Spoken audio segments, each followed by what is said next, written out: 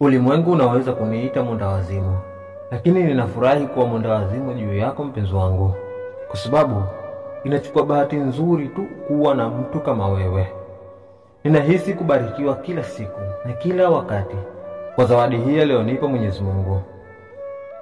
Haijalishi nini kimetokea, haijalishi umefanya nini, na haijalishi utafanya nini baadaye, lakini ninachojua na kupenda daima na daima.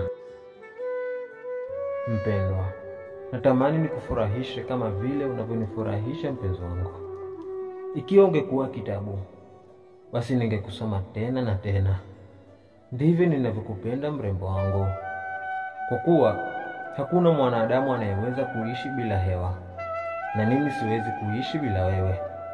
Nitakupenda mpaka siku inayofuata, milele na milele.